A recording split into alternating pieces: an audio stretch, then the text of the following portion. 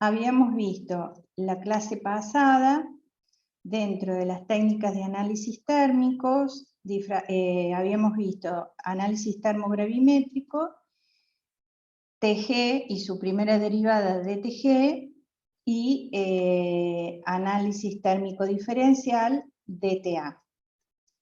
Alcanzamos a ver, por ejemplo, que dentro de las aplicaciones de un DTA teníamos que podíamos ver algunas transformaciones que sufrían los materiales y que no necesariamente implicaban cambios de masa, que es estrictamente lo que registra un TG, ¿no? Los cambios de masa.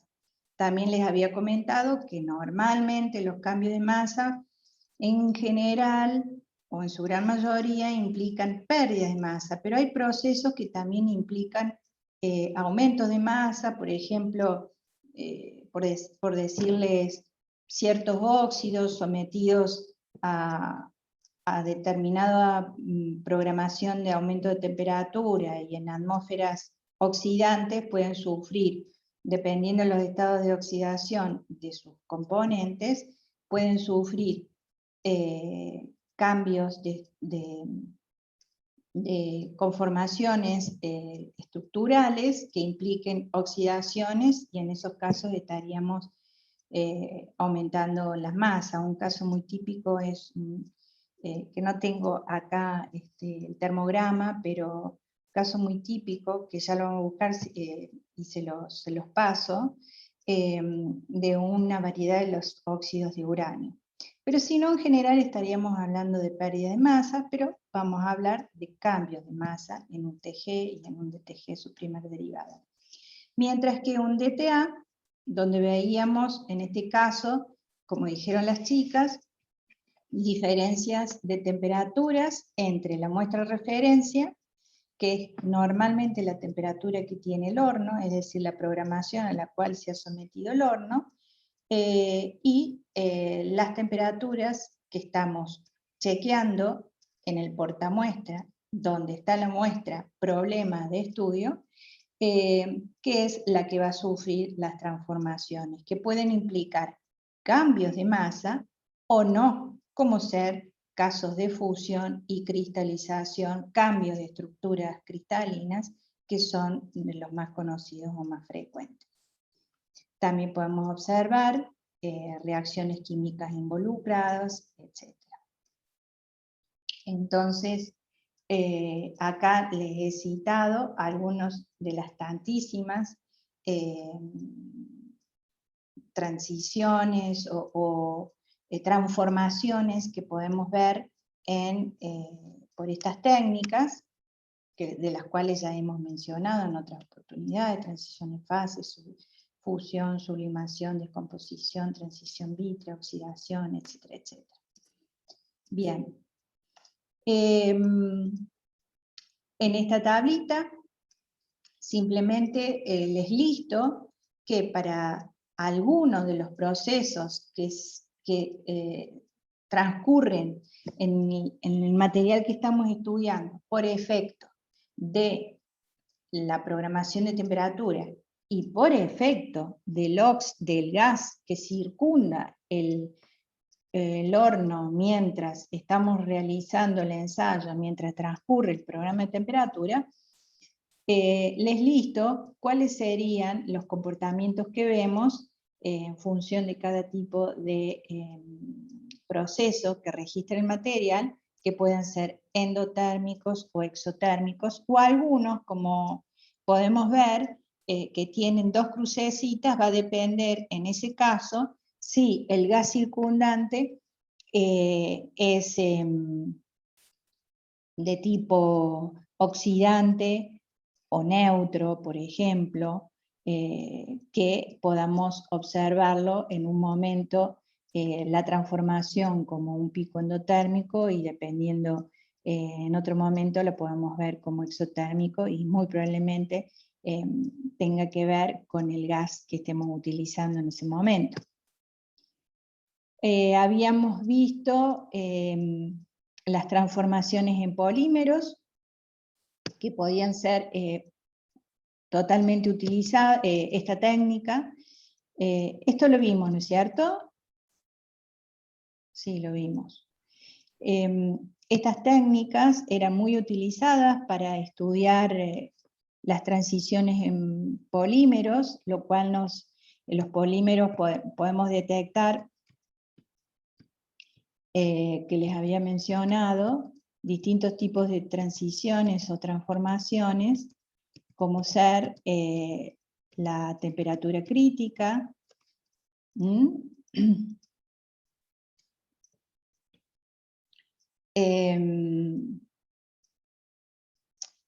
o transición vítrea, que era la que yo les había mencionado, que era una temperatura relativamente baja, o sea, respecto de un programa de temperaturas, que es una temperatura en la cual tenemos un límite donde el polímero, por debajo de esa temperatura vítrea, nosotros, por debajo de esa temperatura, el polímero se transforma en un compuesto rígido, vítreo, y por encima de esa temperatura el polímero comienza a tener sus moléculas que lo componen, comienzan a tener mayor movilidad, y comienza a tener un comportamiento más de tipo polímero flexible, más manuable, con lo cual es muy importante en realidad conocer todas las temperaturas en las cuales sufren las transformaciones, diversas transformaciones un polímero, porque dependiendo del conocimiento de esas temperaturas en las cuales el polímero deja de ser vítreo o rígido para pasar a tener características más flexibles, o existe otro tipo de temperatura, que es la temperatura de cristalización, donde, como les mencionaba, al aumentar la temperatura por debajo de la vítrea es totalmente rígido y vítreo, por encima comienza a haber cierto tipo de movilidad de las moléculas que lo componen, hasta que llegamos a una temperatura de cristalización, donde las moléculas se reacomodan y pasan a formar otro tipo de presencia, digamos, a tener otro tipo de presencia o estructuración dentro de la conformación del polímero. Si seguimos aumentando la temperatura, sigue habiendo cada vez mayor movilidad de las moléculas del mismo, por efecto de la temperatura, hasta que llegamos al punto de fusión, y a partir de allí el polímero deja de tener la contextura flexible, goma, caucho, o dependiendo del tipo de polímero que sea, y pasa a transformarse en líquido porque se funde. Por ejemplo, este otro diagrama lo tengo un poquito más completo. Acá tenemos el punto de fusión, por ejemplo, acá hemos visto los que les acabo de mencionar, y por encima del punto de fusión, si seguimos aumentando, ya acá ya lo tenemos en forma líquida el polímero. Si seguimos aumentando las temperaturas, por ejemplo en este otro diagrama, a temperaturas mucho más altas del punto de fusión, tenemos la degradación. Ya la degradación consiste entonces en su ruptura de sus cadenas, de las cadenas moleculares que lo componen, y vaporización de las mismas a medida que vamos aumentando y aumentando la temperatura. Entonces en podemos visualizar los distintos comportamientos que tiene un polímero. Entonces, dependiendo del conocimiento de las temperaturas a las cuales transcurren cada uno de estos fenómenos dentro de un polímero, es que vamos a poder decidir qué temperaturas ese polímero va a poder ser utilizado para tal o cual fin. Bien, eso habíamos visto también, y ahora vamos a ver si me quedaba algún otro para explicar. Vamos a ver nos quedan dos técnicas por ver. Una es barrido calorimétrico diferencial. A simple vista tenemos que el sistema, el equipo, es bastante similar a simple vista al DTA, pero tiene sus diferencias. Pero seguimos teniendo un único horno. Tenemos un único horno calefaccionado, el cual vamos a calentar mediante un programa de temperaturas. Dentro del mismo horno va a circundar un gas, que le decimos siempre gas portador, ¿no es cierto? El gas, como ya habíamos visto, va a circular dentro del horno con un caudal determinado, que es dato, así como es dato al momento de informar el ensayo, la pendiente de calentamiento, o la programación de temperaturas utilizada, y el tipo de gas con que se hace el ensayo es otro dato que tenemos que informar, y en este caso también la técnica consiste en que tenemos dos portamuestras, como en el caso del DTA. En uno de los portamuestras vamos a tener la muestra problema, y en el otro portamuestra la muestra referencia. En ese sentido, igual que el DTA. También estamos trabajando con muestras muy pequeñas cantidades, como en los casos anteriores. También como requisitos que los portamuestras estén constituidos de materiales inertes que no interaccionen con la muestra. Tengamos en cuenta que la muestra va a tener su composición química, que va a estar sometida a temperaturas y a un determinado gas, con lo cual podría ser factible que además de transformarse ella, reaccione con algún componente del portamuestra. Por lo tanto, nos tenemos que asegurar de que sean materiales inertes. Obviamente los que vienen en el mercado son materiales inertes, y dependiendo el grado de inercia que querramos, también son sus costos. ¿Qué más podemos decir de este equipo? Hasta acá vienen iguales, solo que los portamuestras vamos a agregar que tienen que estar tapados, tapaditos. No era así en el caso del DTA. En el DTA mediríamos diferencia de temperaturas que había entre la muestra de referencia, que era siempre la muestra de referencia, dijimos que era inalterable por efecto del gas y de la temperatura, y que su temperatura era la del programa de temperatura del horno. Mientras que la que iba a sufrir cambios en su conformación era la muestra problema. Entonces, cuando la muestra problema sufría cambios en sí misma, su temperatura se veía modificada respecto a la de referencia, y ese era el delta T que medíamos. Y ahí estábamos registrando que la muestra en ese momento estaba sufriendo transformaciones. En este caso, ¿cuál es la diferencia? En este caso, ambos portamuestras están conectados a sistemas eléctricos, electrónicos, controlados por sistemas electrónicos, que lo que va a tender a hacer el equipo es que ambos portamuestras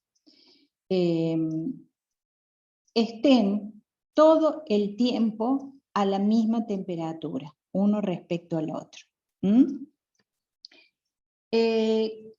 ¿Por qué sería? A ver, digamos, la muestra de referencia siempre estaría teniendo la temperatura del programa del horno. ¿Qué pasaría acá? Cuando la muestra problema, por ejemplo, tenemos el caso de una reacción exotérmica, acá, en la muestra problema. Si tenemos una reacción exotérmica por una combustión, por ejemplo, frente a la temperatura y un gas oxidante, la muestra problema en ese momento, en el momento que se produce la combustión, estaría teniendo una temperatura por encima de la temperatura del horno y de la referencia. Entonces lo que el equipo va a tender a hacer automáticamente es conferirle a la muestra de referencia mayor potencia para lograr equiparar las dos temperaturas.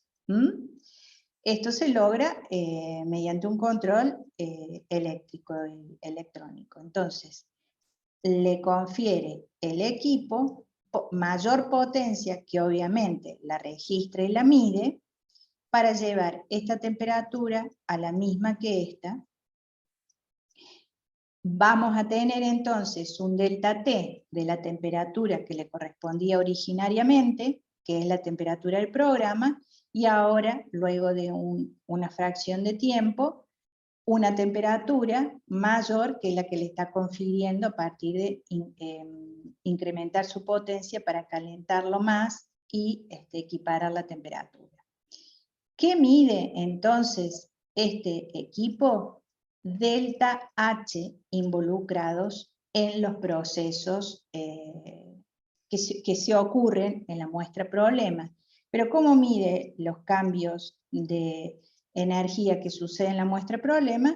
Midiéndolos de acuerdo a la potencia que tiene que conferir, ya sea a una o ya sea al otro portamuestra. Por ejemplo, un caso contrario sería que en la muestra problema estemos teniendo un punto de fusión, que ya lo hemos visto y analizado en la clase pasada. Al tener un punto de fusión en la muestra problema, ¿quién sigue aumentando acorde a la temperatura del horno y de la programación del horno? La muestra de referencia, porque esa es la que sigue tomando la temperatura del horno. Mientras que esta se frenó acá, mientras se produce el proceso de fusión de la muestra. Entonces, ¿qué hacemos acá?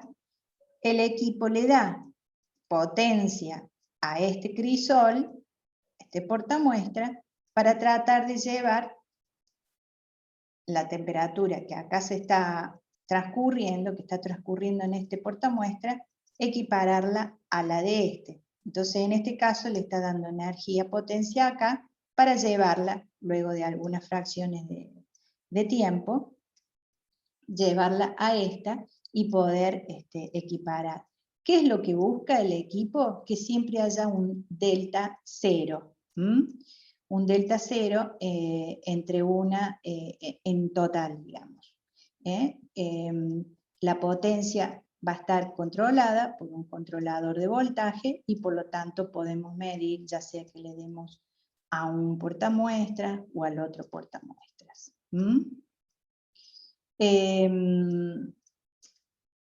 Este equipo lo que mide entonces es energía involucrado en los procesos, cosa que no veíamos ni en el TG. En el TG veíamos masas o cambios de masa involucrados en los procesos. En el DTA veíamos diferencias de temperaturas involucradas en los procesos, y este nos da información de los delta H involucrados en los procesos de transformación de la muestra en estudio, de la muestra problema siempre. El resto, entonces, se conoce también como un control de balance nulo, para que tengamos siempre la misma temperatura de la muestra problema respecto a la muestra de referencia. Las cantidades de masa siguen siendo poquitas, y los equipos estándares tienen la particularidad de que por su constitución electrónica, particularmente, no trabajan a tan altas temperaturas, los estándar, digo, ¿no? Los más comunes y los que no son tantísimos, tan caros, no trabajan a temperaturas tan altas como el TG y el DTA. Recordemos que el TG y el DTA se hacen simultáneamente en el mismo equipo. Mientras que este otro ensayo, que es el DCC, barrido calorimétrico diferencial, utiliza otro equipo. Es diferente y no se hace de manera conjunto simultáneo con los dos ensayos anteriores. En este caso, dijimos, no podemos trabajar a temperaturas superiores, 750, 800, cuanto mucho, y si pretendemos más temperaturas, acá encarecen más los costos de los equipos. Como en los casos anteriores, volvemos a tener una multiplicidad de aplicaciones con esta técnica, y de pronto esta técnica es muy rica para algunas determinaciones, como ser reacciones químicas, por decirles, o cambios de fase, transformaciones cristalinas. Al brindarnos los calores involucrados en todos esos procesos, estamos complementando con un plus, digamos, las transformaciones que sufren los materiales y que podríamos estar observando con las dos técnicas anteriores. Acá yo les listo algunas de las tantas aplicaciones o fenómenos, tanto físicos como químicos, que se podrían estar visualizando y midiendo. Es una técnica también cuantitativa, es una técnica cuantitativa con este ensayo. Es un equipo bastante carito, de ahí también que no está disponible en todos los laboratorios, salvo que se trabaje muy particularmente con lo que se requiera de él, ¿no? Sí es más común encontrar una balanza termogravimétrica y termodiferencial, que serían las dos técnicas anteriores en el mismo equipo. Ya no es tan fácil encontrarlo, digamos, en cualquier laboratorio.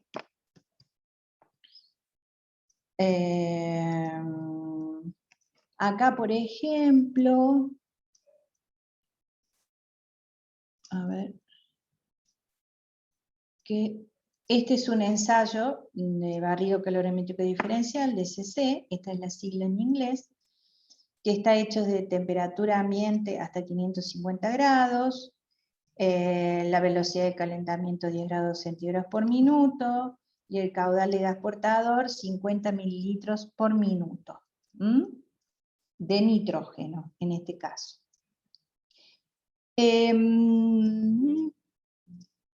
Acá estaríamos viendo polímeros. Vemos, no está escrito acá, se los digo yo. En este caso, la curva C es un polímero puro, y en la curva A y B tenemos mezclas de polímero catalizador. Mezclas físicas de polímero catalizador. Vamos a hablar de un catalizador sólido cristalino como las zeolitas, un silicoaluminato. Por lo tanto, ¿qué vemos acá a bajas temperaturas? A bajas temperaturas estamos observando para el polímero puro esta señal, este pico endotérmico, que estaría relacionado al punto de fusión. Recordemos que este es el polímero puro, y acá tenemos por encima de 450 grados hasta 500 grados, la temperatura típica de descomposición del polímero puro.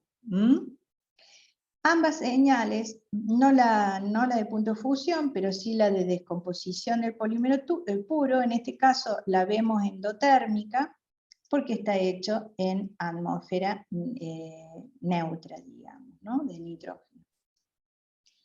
En cambio, las dos curvas, tanto la A como la B, que son mezclas físicas de polímero catalizador, hasta estas temperaturas en las cuales está hecho el estudio, las zeolitas, ya habíamos visto en la primera clase, que son muy estables, son estructuras cristalinas muy estables, e inclusive a muchísimas más temperaturas que esta, no cambian de estructura y no se descomponen.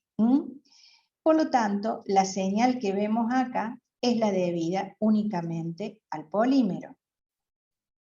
Volvemos a visualizar señales relacionadas al punto de fusión del polímero de esa mezcla física, polímero más catalizador, y acá las señales debidas a la descomposición del catalizador, que es, la descomposición del polímero, que es la que se produce por encima de los 400 grados, las vemos más corriditas a más bajas temperaturas. No sé si la alcanzan a visualizar a más baja temperatura. O sea, el polímero puro se descomponía con una velocidad de máxima transformación a 470 y terminaba de componerse prácticamente a los 500, como lo estamos viendo acá.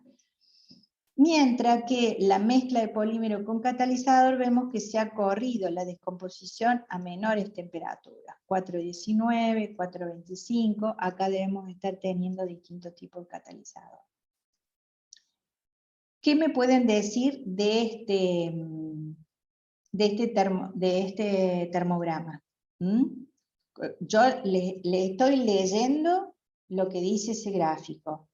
Ahora yo le pido el análisis de esto, de esta zona. Que con el catalizador se descompone a temperatura más baja. Ajá. Entonces, ¿qué efecto da el catalizador? Que baja la energía de activación. Baja la energía de la activación, perfecto. Y por eso está facilitando, que es lo que buscamos de los catalizadores, facilitar que las reacciones se produzcan o más rápido o a menores temperaturas de reacción que si no estuviera presente. Si ustedes me dicen por qué estos piquitos se ven más chiquitos respecto de este otro, simplemente porque hemos usado distintas cantidades en el portamuestra. Si el portamuestra tiene una capacidad, por decirles un ejemplo nada más, si tiene una capacidad para cargar 10 miligramos, que no es así, tiene mayores capacidades, pero supongamos que cargamos 10 miligramos tanto de la muestra C, de la muestra B, como de la muestra A. En el caso de la muestra C, que es polímero puro, los 10 miligramos serán 10 miligramos de polímero puro, ¿sí? Pero si yo de la muestra B y de la muestra A también cargo 10 miligramos, ¿pero de qué se trataban las muestras A y B? Les pregunto. Eran mezclas del polímero con catalizador.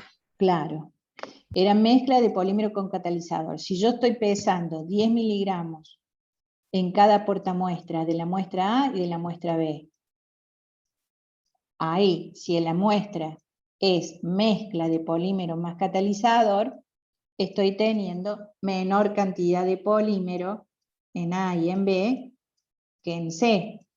De ahí a que los picos sean más chiquitos simplemente. ¿Se entiende? Sí, pero... Bueno, ok, si no, me preguntan. Profe, ¿y en el eje de las Y qué estaría señalando? O sea, ¿qué valores son los del eje de las Y que se mide Estos ahí? pueden ser potencia, puede ser delta H. Recuerden que acá el equipo o está midiendo potencia o delta H, calor, dependiendo cómo esté calibrado el equipo para que nos lea esto. Ya vamos a ver otros diagramas, pero puede ser o potencia o calor, porque es lo que es el calor involucrado, que está dentro de este pico. Dentro de los picos es el calor involucrado en cada uno de los procesos, que recuerdan que se medía a partir de dar potencia a un crisol o al otro. Vamos a ver otro que tenga el eje identificado.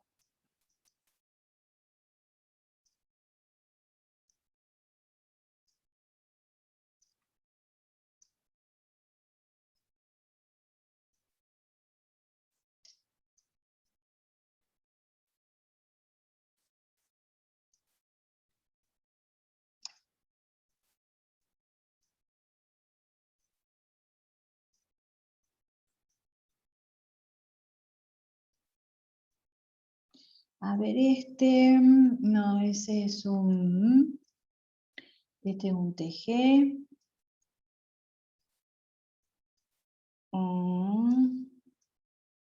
Este también es un TG. Bueno, ya que estamos viendo, ya va a aparecer. Ya que este creo que no lo vimos, me parece que no lo vimos la clase pasada. Es un termograma, un TG, un termogravimétrico, donde vemos masa en ordenadas respecto al programa de temperatura para distintos tipos de polímeros, donde pesamos en cada portamuestras 10 miligramos de cada uno de los polímeros. Cada polímero es un ensayo distinto a otro ensayo, una pendiente de calentamiento de 5 grados en atmósfera de nitrógeno. Y vemos, por ejemplo, cuáles son las temperaturas a las cuales se descomponen cada uno de los polímeros. Polímeros polietileno de baja densidad, polietileno terestalato, PVC. Y bueno, entonces acá vuelvo a reiterarles, me indica a qué temperaturas estos polímeros comienzan a ser inestables y por encima de los cuales ya no los podemos usar porque se descomponen, ¿sí? A ver acá, volvemos a tener otro TG. Temperatura y gas de purga. Quería ver si encontramos un...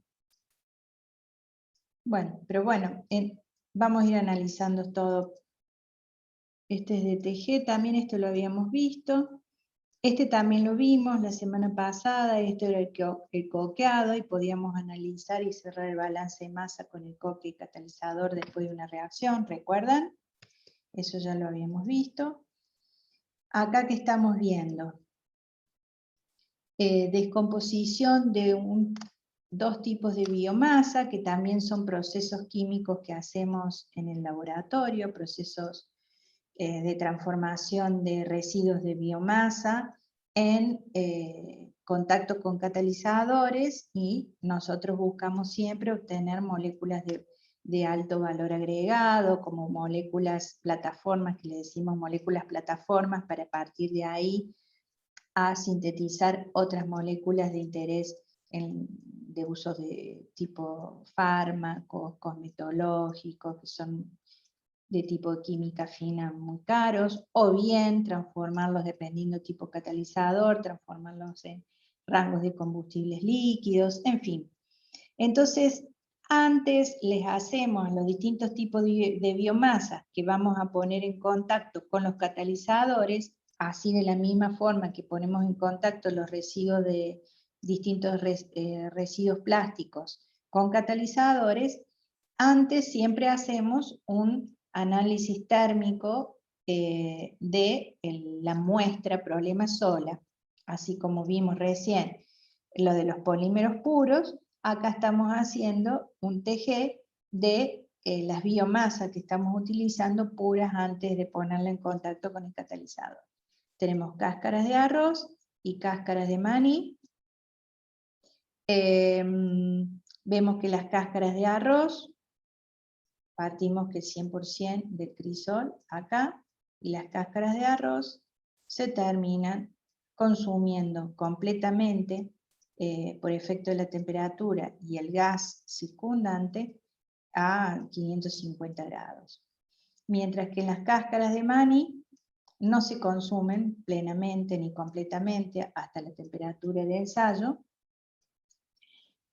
Queda siempre un residuo que le decimos cenizas, y en estos escalones tenemos distintos, ya han sido identificados, qué es lo que encontramos en cada rango de temperaturas en estos termogramas. Entonces tenemos que la hemicelulosa es la primera que se descompone, luego la celulosa, y conjuntamente la lignina se descompone desde el inicio hasta altas temperaturas. O sea que en el caso de los escalones vamos a tener siempre lignina mezclado en el escalón correspondiente con la hemicelulosa y algo de lignina también con el escalón correspondiente a la celulosa. Para seguir mostrándole distintos casos, acá que tenemos otro TG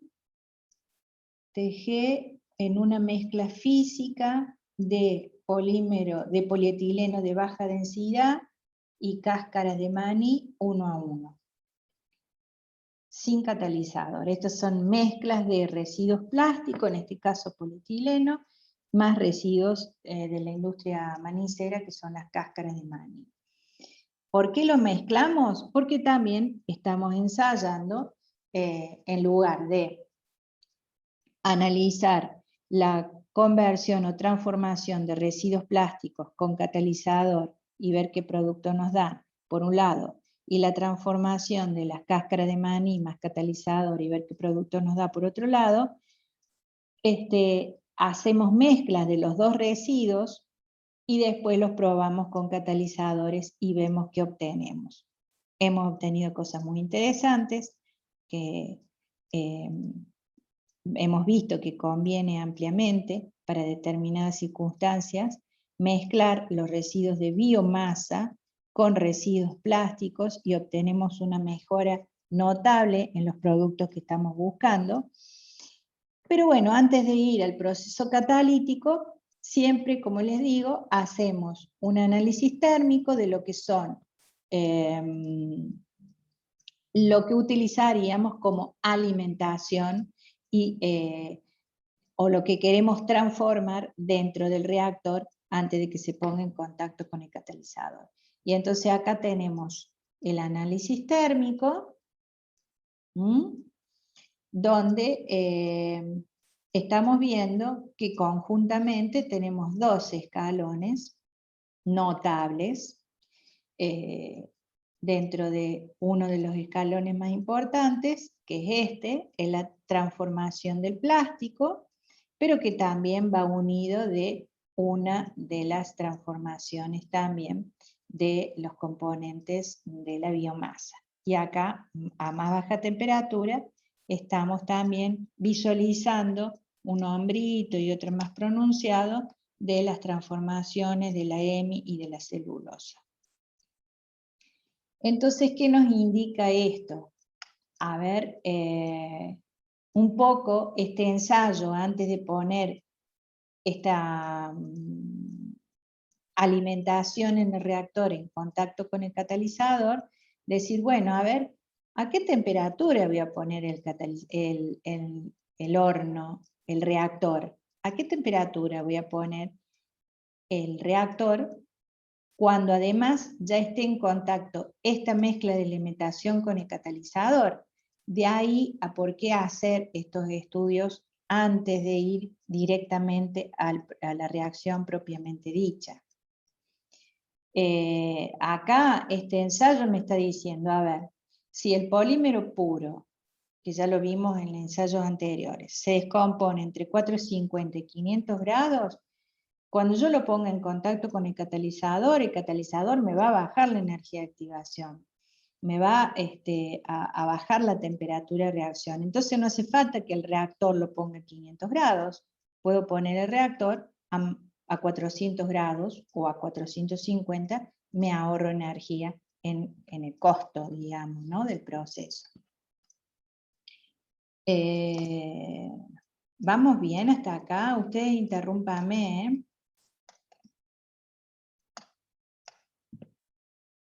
A ver acá qué tenemos en estos ejemplos. Seguimos teniendo análisis termogravimétricos. A ver, acá tenemos nuevamente otros ensayos propios de polietileno a baja densidad, que es el punteado, TG, un biomasa, que es que ya lo hemos visto, se ven muy bien dos escalones, que ya lo hemos visto recién, y la mezcla, este es como el que hemos visto recién, la mezcla de los dos lo tenemos acá. con el hombrito y el otro escalón del polímero. Este hombrito corresponde a este, que es de la biomasa, y este otro salto corresponde a la descomposición del polímero. Y acá es la misma material que estamos estudiando, solo que es el DTG de este TG. Entonces podemos ver las transformaciones que acá vemos en escalón, las vemos o las podemos visualizar muy bien a las temperaturas que transcurren mediante el DTG, que habíamos dicho que para eso nos da una gran ayuda el DTG. En este caso tenemos otro análisis termogravimétrico, donde acá en abscisa no tenemos temperaturas, tenemos tiempo en el que transcurre el ensayo. Acá sí tenemos cambio de masa, y esto es de carbón bituminoso. Partimos el ensayo y fíjense que la línea punteada es el programa de temperatura. En este caso, como se observa, no estamos empleando un programa de temperatura lineal, como hemos visto en casi todos los casos anteriores. Estamos viendo que arranca con una programación isotérmica, luego aumenta un poco hasta 110 grados, de ambiente acá aumenta a 110 grados, luego de un tiempo transcurrido el programa, permanece a 110 grados de manera isotérmica unos minutos, y luego aumenta el programa, la programación de temperatura, miren, desde 110 hasta, este se ve que es una velocidad de calentamiento muy alta, no tenemos el dato, o sí, no lo tenemos, pero fíjense la forma en que aumenta hasta 950 grados, donde permanece ahí otro tiempo isotérmico durante X tiempo, y finalmente vuelve a bajar la temperatura o el programa de temperatura hasta aproximadamente 100 grados centígrados. Entonces este es un programa no lineal. Como verán, tenemos distintos pendientes de temperaturas y tramos dentro del programa que transcurre la temperatura de manera isotérmica. Bueno, vamos a ver cómo, y qué tenemos más.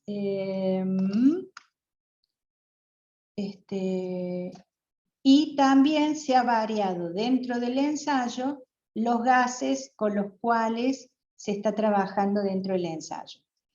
Hasta determinado tiempo se trabajó con nitrógeno, luego se inyecta oxígeno y finalmente nuevamente nitrógeno. Vamos a ver cómo es el proceso.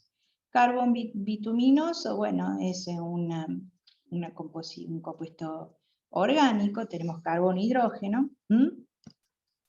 Partimos de 100 grados, 100% de peso en el crisol. Durante un tiempo del análisis, transcurrido un tiempo, tenemos que pierde muy poquito, acá se ve muy ligeramente, un poquito de pérdida de agua, por encima de 110 grados, en todo este periodo que permanece isotérmico 110, pierde apenas 0.9% de agua fisisorbido. Y luego tenemos un escalón acá de pérdida de los primeros volátiles que constituyen el carbón bituminoso, que corresponde a un escalón de aproximadamente 23% de pérdida de masa. Luego tenemos una cierta estabilización del TG, estando a esta temperatura. Pero ¿qué pasa?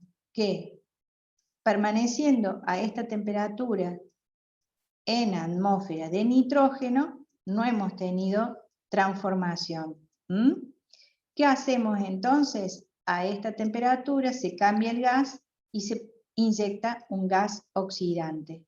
Entonces, en presencia de ese gas oxidante, lo que no se transformaba antes por estar en presencia de un gas inerte, ahora se quema, el carbón se quema hasta este escalón, un 67% se ha quemado en este escalón por presencia de gas o oxígeno. Finalizado este escalón, donde quemamos el carbón existente, se vuelve a cambiar la atmósfera de oxígeno a nitrógeno y vemos que ya no sufre más transformaciones, también baja la temperatura, no sufre más transformaciones, sin embargo, no llega al 0% de masa, 0% de masa en el crisol. Es decir, en el crisol visualizamos que sigue habiendo un 8.5% que no se alcanzó a quemar todo, ni por efecto de temperatura, ni por nitrógeno, ni por oxígeno, y a esto que quedó en el crisol sin terminar de quemarse hasta estas altas temperaturas, 950 en presencia de oxígeno, lo denominamos ceniza, es decir, algún componente silicio, por ejemplo, que no alcanzó a quemarse dentro de la constitución de este carbón bituminoso del cual partimos. Esta es otra forma de mirar un diagrama de análisis térmico, un termograma. Si ustedes ven algunos de los otros ejemplos, eso vamos a verlo ahora. En estos ejemplos que yo les he puesto coloreados, van a ver que tanto en abscisas como ordenadas y dentro de los mismos, podemos ver más de un análisis o variables analizadas a diferencia de mostrarles una figura como esta, ¿no? Vamos a seguir analizando esto es la muestra que se analiza, es un polietileno que ha sido dopado con partículas finas de carbón que inhiben la degradación ocasionada por la exposición a luz solar. Entonces, tenemos un polímero, polietileno dice, que ha sido dopado con partículas de carbón para que no se degrade por efecto de la luz solar tan fácilmente. Bueno, depende, vaya a saber el uso que quiera, que le van a dar a este polímero, ¿no? Porque acá se está buscando que este polímero no se degrade y que tenga mayor durabilidad por efecto de la radiación solar. Sí, efectivamente debe ser un producto sintetizado con este material que debe requerir que tenga una vida útil determinada y que no se degrade tan fácilmente por efecto de la radiación solar. Ahora bien, si buscamos un polímero biodegradable para que contamine menos el ambiente, este no sería un caso al respecto, pero bueno, todo tiene que ver con los usos y las aplicaciones. En este caso, chicos, ustedes me frenan si hay algo que no entienden, ¿eh? ¿Sí? Yo estoy tratando de mostrar lo que más podamos de ejemplos, así también podemos ver la otra técnica que nos queda y algo de rayos X. Ya que con el análisis de ejemplos se interpreta para mí entender mejor el uso de las técnicas. Entonces en este caso tenemos una velocidad de calentamiento lineal de 160 grados por minuto, acá tenemos la temperatura y el peso. Partimos de crisol lleno, calentamos, calentamos, calentamos, calentamos, ¿y qué pasa? Entre 400 y 500 grados, que tenemos, esto ya lo recontra sabemos, la descomposición del polímero. Pero seguimos calentando, hasta acá teníamos calentamiento con gas nitrógeno, seguimos calentando, el polímero se degradó, el polímero en presencia de gas nitrógeno se degrada, no es necesario ponerlo en contacto con oxígeno, por ejemplo. Pero bueno, al cambiar el nitrógeno por oxígeno, seguimos calentando y ¿qué vemos? Que quemamos el carbón que formaba parte de esta constitución de polímero, según dice la leyenda, ¿no? Entonces, luego de 750 grados, hemos logrado liberar al crisol de todo lo que había en él en un comienzo. Primero quemamos el polímero o degradamos el polímero y finalmente, gracias a que cambiamos el gas necesario para quemar el carbón de su composición, y pudimos eliminar todo el material que pusimos en el crisol. Pudimos, digamos, eliminar, no es que busquemos eliminar el material que tenemos en el crisol, a ver que se entienda. Vemos el comportamiento del material que tenemos en el crisol frente a la temperatura a la cual se está sometiendo y frente a los distintos gases a los cuales se somete.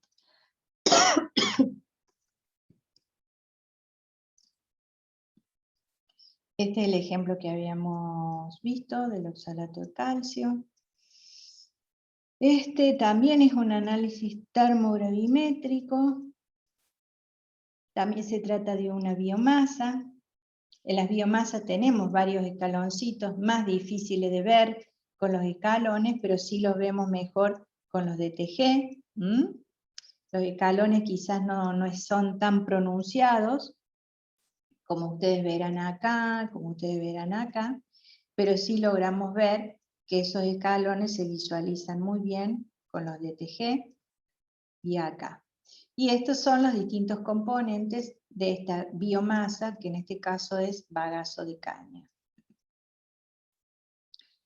Entonces, acá les resumo en esta filmina lo que hemos visto en los ejemplos que acabamos de ver, que observamos en las descomposiciones de biomasa, en los distintos rangos de temperaturas y los componentes que se visualizan en esos distintos rangos de temperatura.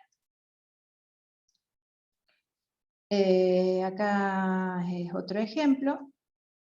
Por ejemplo, tenemos DTA, podemos ver DTA, acá vemos las temperaturas, y acá es como uno de los que vimos recién, vemos tiempo en abscisas, la temperatura lo vemos con este programa de calentamiento escalonado, distintas pendientes y periodos isotérmicos como vimos en el ejemplo anterior. La señal de DTA se ve en el color rosadito y el TG es este color celeste. En este caso estamos viendo la descomposición de una goma. Bien, esto lo dejo para que ustedes lo analicen con cuidado, dudas que tengan, nos escriben y me preguntan, me escriben sin dudarlo. Son varios ejemplos que yo he buscado y se los pongo acá para que los analicen. Bien, vamos a ver la otra técnica que nos queda de análisis térmicos.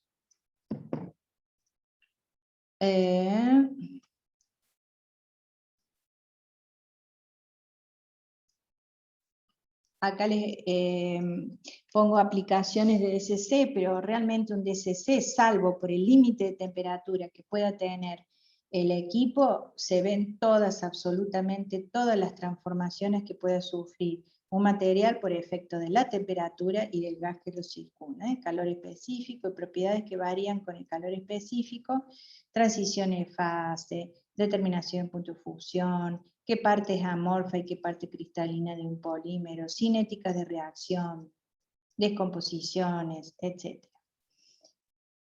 Acá yo les he resumido, que ya se los conté en la clase pasada, y les dije que estos termogramas pueden estar un poco corridas las temperaturas dependiendo de un sinnúmero de variables, que no son tan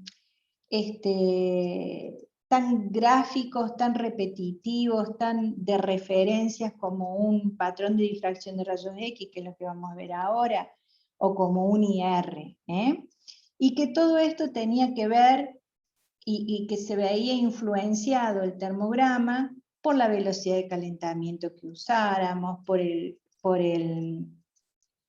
caudal del gas portador que estábamos usando, por la geometría de las portamuestras, por el tipo de sensores de temperaturas, por el tamaño de la muestra, por la granulometría de la muestra, por el tipo si estaba muy empaquetado, muy compactada la muestra dentro del portamuestras o no.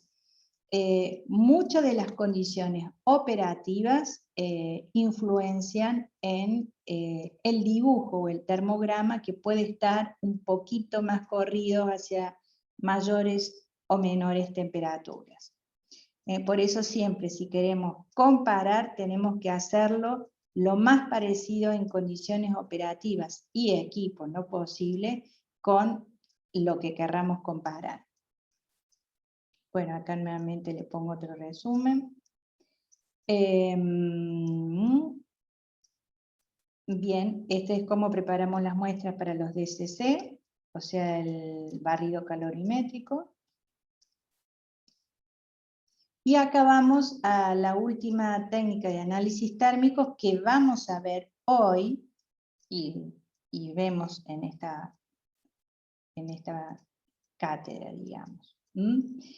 En este caso tenemos los análisis termomecánicos. Y vamos a hablar sobre ello directamente sobre el gráfico del instrumento. También tenemos un horno,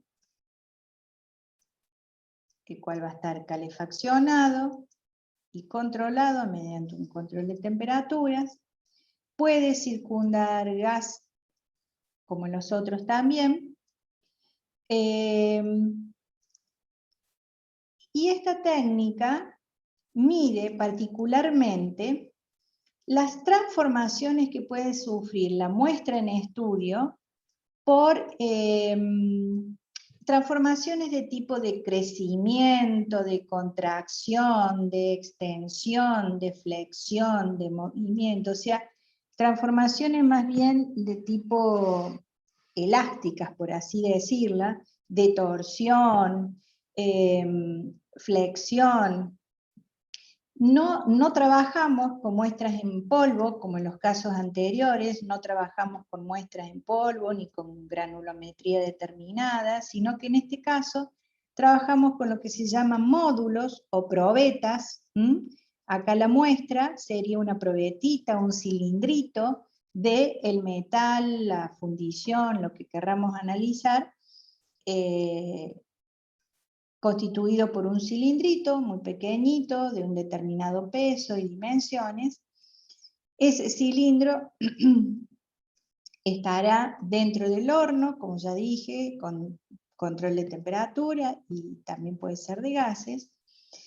Y sobre ese cilindro, que es la muestra o probeta que le decimos, vamos a hacer incidir una varilla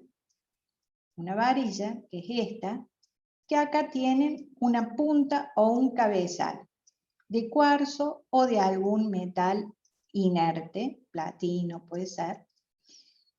Estas puntas o cabezales pueden tener distintas formas dependiendo lo que querramos medir o el efecto que querramos medir en la probeta que vamos a analizar, dependiendo el ensayo que querramos hacer sobre esta probeta y la propiedad que querramos medir.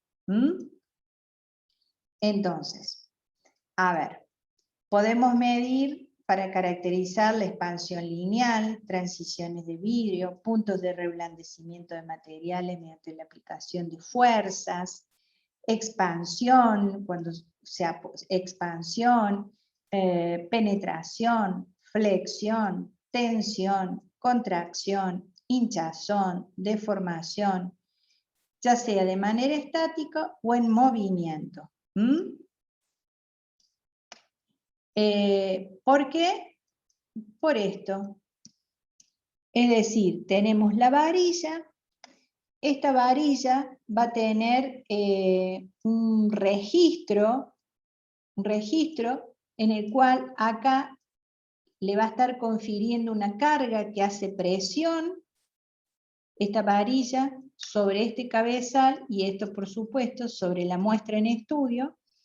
Esta carga puede ejercer una función o esta, digamos, funcionalidad puede ser una carga de peso sobre la probeta, si queremos medir, por ejemplo, contracción, o también puede ser una fuerza que apliquemos acá, una fuerza de tracción hacia arriba. ¿Sí? Acá hemos colocado en este cabezal, por ejemplo, un gancho o que atraviese la probeta y que tienda a medir su estiramiento. En fin, todo lo que querramos medir va a depender de lo que apliquemos en la parte superior de esta varilla y del tipo de cabezal que empleemos acá en la parte inferior de la varilla. Y el efecto que vaya a sufrir la probeta va a leerse a través del desplazamiento que tenga esta varilla, ya sea por contracción, ya sea por dilatación, ya sea por expansión, ya sea por estiramiento. Esta varilla se va a desplazar, ustedes ven acá la flechita, se va a ir desplazando, y acá este transductor de desplazamiento lineal va a ir registrando el desplazamiento que sufra la varilla, ya sea que si es sometido a una carga para su contracción, la varilla se desplazará hacia abajo. Si es una fuerza que se está aplicando para ver su expansión o estiramiento, la varilla se desplazará hacia arriba. Y esos desplazamientos son medidos por este transductor que mide el desplazamiento de la varilla y lo vamos a tener registrado en este termograma también. A ver qué vemos acá. El cabezal de cuarzo u otro material se apoya sobre la parte superior de la muestra a estudiar, y este cabezal puede penetrar o no, dependiendo siempre qué es lo que querramos medir, como le leí en la filmina anterior, y eso es lo que vamos a estar viendo.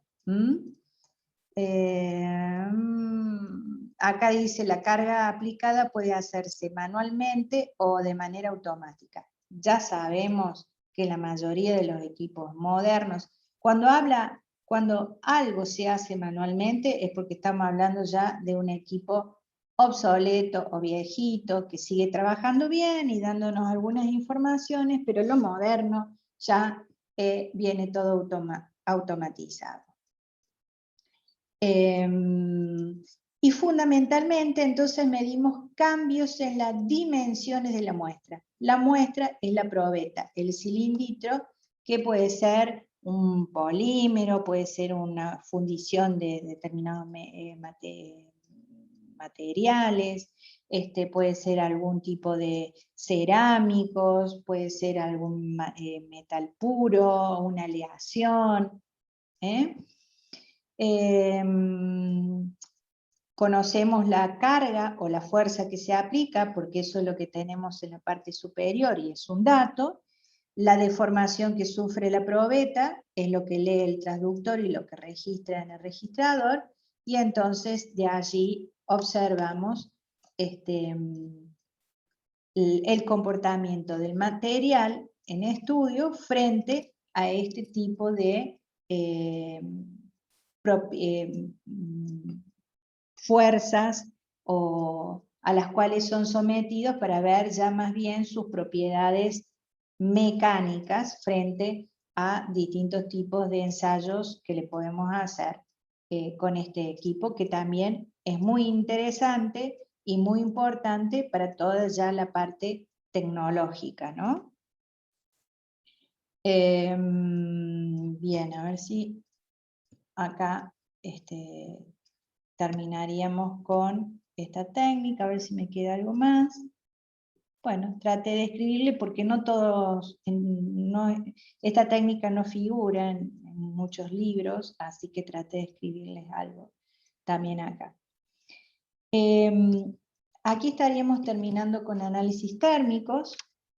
Si me quieren preguntar algo antes de que pasemos a difracción de rayos X.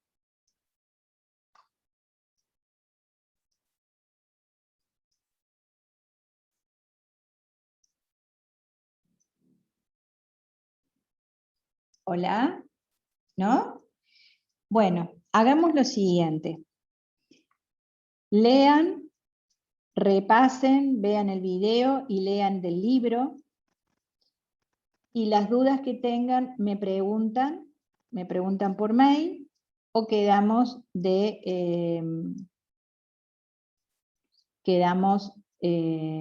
tener una reunión para evacuar dudas, ¿sí? Pero es importante que puedan leer, estudiar de lo que les he dado, del texto, del libro, y tratar de analizar e interpretar los termogramas, que es lo más importante.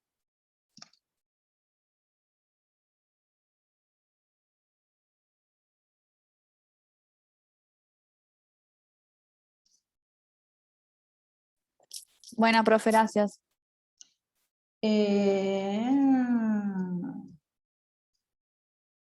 Hoy cerré y no grabé. Ah, acá está.